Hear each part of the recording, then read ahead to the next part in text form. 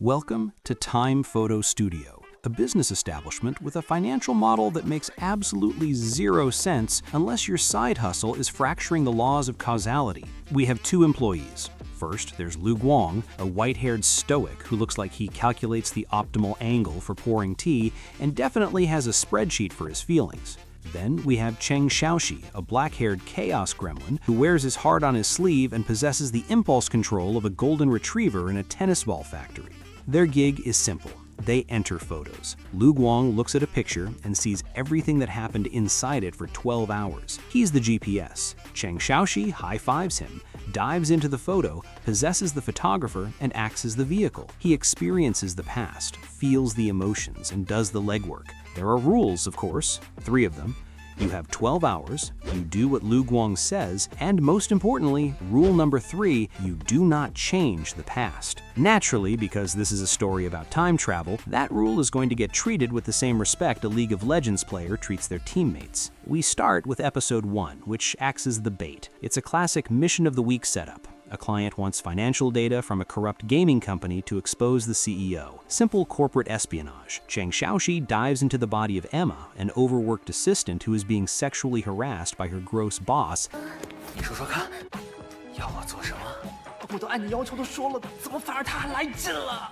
别慌，跟着我说。朱总，这里是公司。朱总，这里是公司。我的办公室可是全公司私密性最好的地方。坑爹啊！如果你做出了改变，那么历史的进程都会被你打乱。And gaslit by her mother. It feels like a standard drama. Cheng Xiaoxi gets the data, exposes the creep, and everything seems fine. It's a win. But then Cheng Xiaoxi, being the sentimental boy he is, decides to break protocol just a little bit. He sends a text from Emma's phone to her parents saying, "I miss you." It's sweet. It's harmless. Except it isn't. Because of that text, Emma's parents traveled to the city to surprise her. In her rush to meet them, she accepted a ride from a stranger, who turned out to be a serial killer. The next morning, the news reports that Emma has been found dead. The show immediately punches you in the gut. It grabs you by the collar and screams, "Actions have consequences." The butterfly effect isn't just a theory here, it's a death sentence. Cheng Xiaoxi has to live with the fact that his moment of kindness might have led to a girl's murder. That is the tone setter. We aren't watching a fun detective cartoon, we are watching a trauma simulator. So, to recover from that, we move into the slice of life portion of the season, which is really just code for making you cry over mundane objects. We get an episode about 2 girls running a noodle shop. You wouldn't think an episode about a secret recipe for noodle soup could destroy your emotional stability, but you'd be wrong. It's a story about friendship, leaving your hometown, and the things we leave behind in the pursuit of success. It's nostalgic, it's bittersweet, and it makes you want to call your best friend and apologize for things you haven't even done yet. Then we get the basketball arc. This is the breather. Cheng Xiaoxi goes back to help a guy win a basketball game for his crush. It feels like a different show for a second. Suddenly, we're in a sports anime. The animation budget flexes hard here, with rotoscoped movement that is smoother than my brain during a math test. It's wholesome, it's fun. It establishes that Cheng Xiaoxi is a good person who just wants to make people happy, even if he's technically hijacking their bodies to do it. But all of this is just a setup. It's softening you up for the main event, the earthquake arc. If link click was a test, this is the part where you realize you studied for the wrong subject. The mission was to help a client retrieve an old photograph of his mother taken on May 12, 2008. Cheng Xiaoxi jumps into the photo, not knowing at first it's the day of the Sichuan earthquake. He's playing basketball, watching TV, and experiencing the unconditional love of a mother. It's idyllic, it's beautiful. And then you look at the date on the calendar, May 12, 2008, the date of the Sichuan earthquake. Cheng Xiaoxi realizes where he is. He realizes that everyone he is looking at, the friends, the neighbors, the mother who is hugging him, is going to die in a few hours. The ground is going to open up and swallow this entire town. 程小时，你救不了他们，他们早就已经死了。你所看到的只是过去的那一小段时光。今天冷乜啫？蘇係食餅呢？是不是生病了？我没事。不过，告诉我他们已经死了，但从手心里传来的温暖，却是那么真实。 Lu Guang is in his ear, voice cold and steady, reminding him of the rule. Death is a node you cannot change. You have to let them die. The dread in these episodes is suffocating. Watching Sheng Xiaoxi desperately try to hint to the mother that she should leave, watching him scream internally while having to maintain the facade of a happy child is agonizing. The show forces you to sit in the waiting room of tragedy. When the earthquake finally hits, it's not an action scene. It's a deletion. The screen goes black, the sound cuts out. It handles the tragedy with a terrifying respect.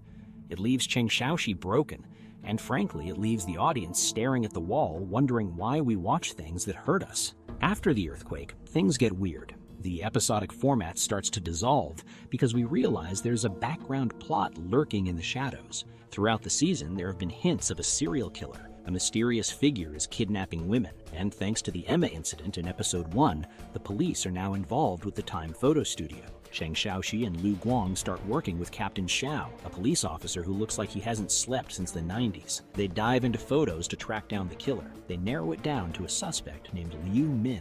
He's the classic rich kid villain archetype, arrogant, untouchable, and the son of a powerful CEO. The duo concocts a plan. Sheng Xiaoxi dives into a photo to confront the killer. We get a showdown in a dark room.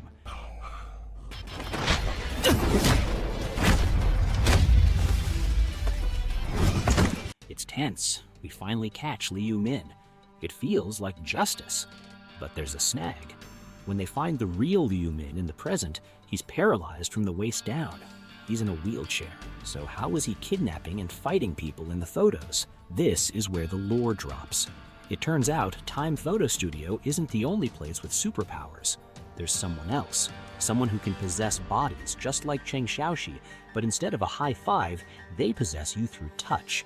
And when they take over, your eyes turn red. This leads us to the season 1 finale, which is legally classified as a war crime against cliffhanger haters.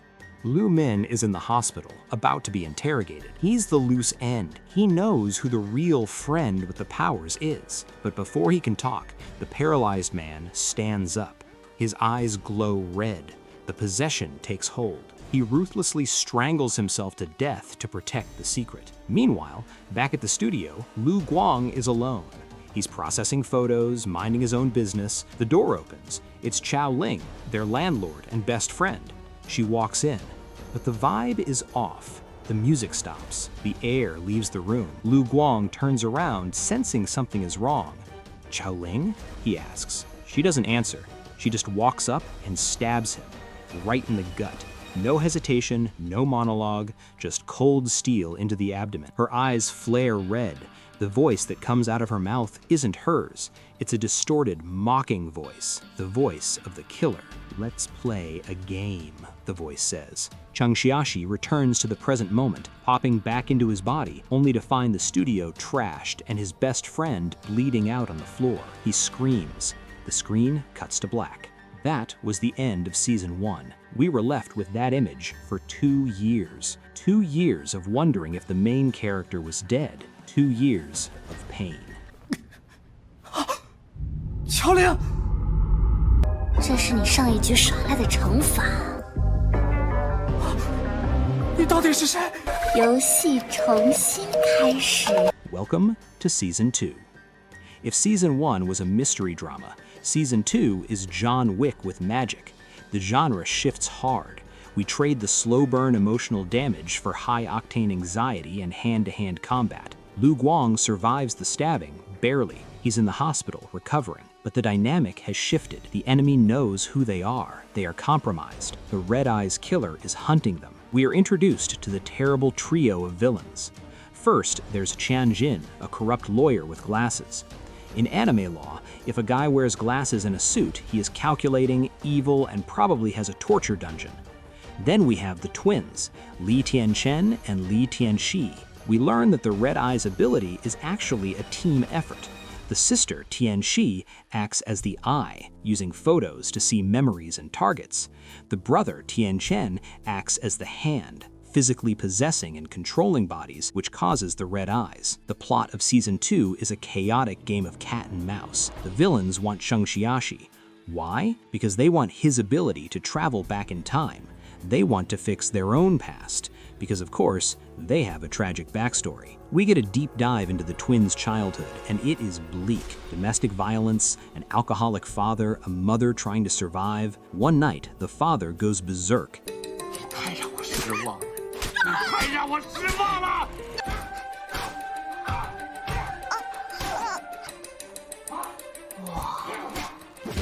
小娃娃，搞臭你才满意是不是？ In the chaos, the mother dies, the father dies. It's revealed that the pink-haired brother Tian Chen didn't just wake up evil, he was groomed. The lawyer Qian Jin found these traumatized kids and turned them into weapons. We also learn the mechanics of their powers. The red eye's ability actually belongs to the sister, Tian Shi. She can see memories. The brother, Tian Chen, can control bodies. They share the power. They are a package deal, a broken duality reflecting Cheng Xiaoxi and Lu Guang. The season becomes a blur of kidnappings and rescue missions. Cheng Xiaoxi gets captured. He's locked in a trunk, beaten up and mentally tortured. Lu Guang, who is essentially held together by stitches and sheer willpower at this point, has to leave his hospital bed to save him. The animation quality skyrockets here. We get fight scenes that have actual weight. Cheng Xiaoxi learns to throw hands. Chao Ling unleashes her inner martial artist. We see Lu Guang using his photo prediction ability in real-time combat, acting like a tactical genius, predicting enemy punches before they're thrown.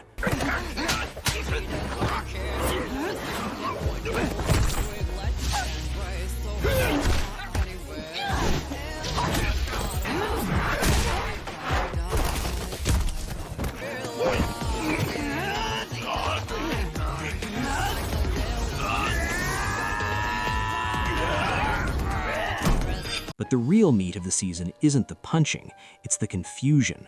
The timeline starts to get messy. We see scenes that don't make sense, flashbacks that feel like premonitions. This all converges at the shipyard, because all great anime finales must happen at a shipyard or an abandoned warehouse. It's in the rulebook. It's a massive three-way brawl. You have the police captain Shao going toe-to-toe with the lawyer. You have Cheng Xiaoxi and Lu Guang facing off against the pink-haired brother. It's chaotic.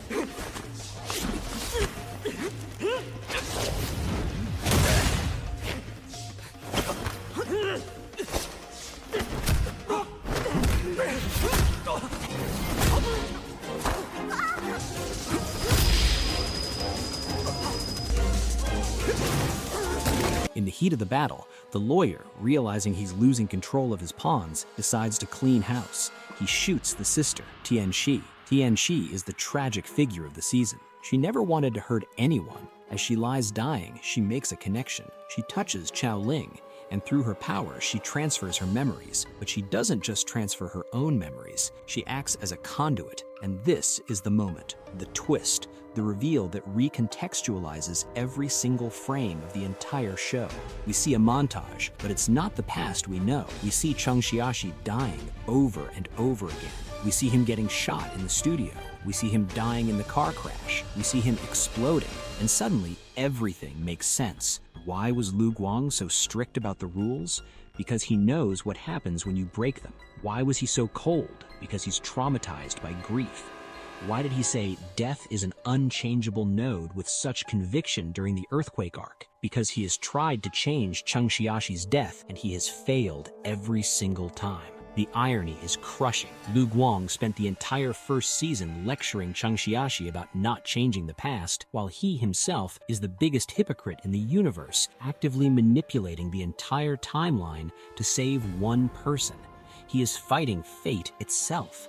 Back in the present, the fight ends. The lawyer is defeated.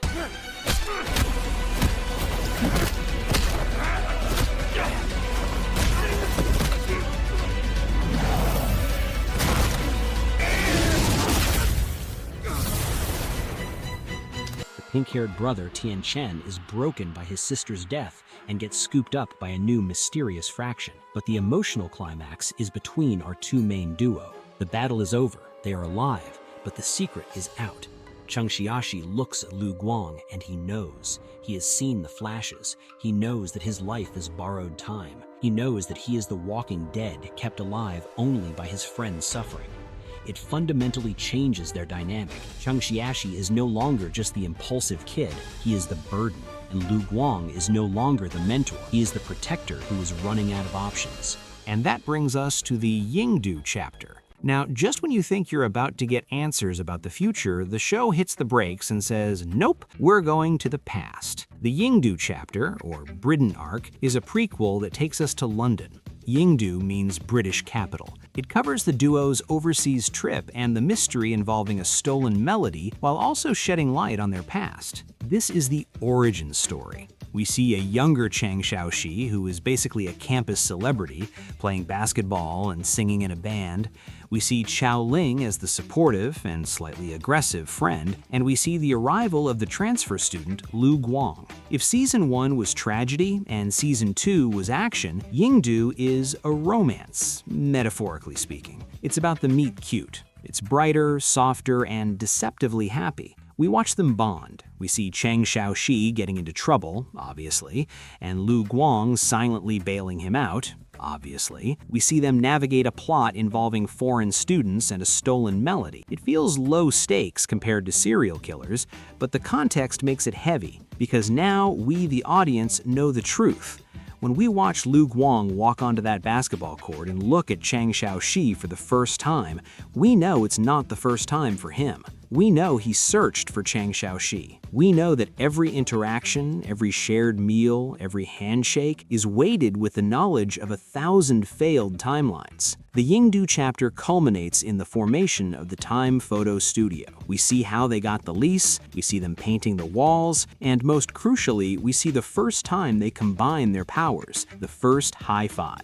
For Chang Xiaoxi, it's the start of a cool business partnership. For Lu Guang, it's the moment he locks himself back into the loop. It's the moment he commits to the pain all over again. The visuals in this chapter are stunning, filled with golden hour lighting and nostalgic filters, which serves only to maximize the emotional damage when you remember that one of them is destined to die. It ends where the series began, closing the circle and leaving us standing on the precipice of the future. And that future seems to be Tokyo. The final tease sets up the true continuation, while the ending hints at a new antagonist and shows scenes that may be set in Japan. Chang Xiaoxi and Lu Guang, now fully aware of the stakes and the loop, are gearing up to take the fight to them. They are leaving the studio. They are leaving the safety of the past. The story has evolved from don't change the past to we have to change the future. The loop is still active. The death node is still blinking red. And as we wait for the next chapter, we are left with the terrifying realization that Lu Guang is running out of retries. The next game over might be the last one. If you enjoyed this video, please give it a like and subscribe to the channel. It will help us make more videos for you. Thank you.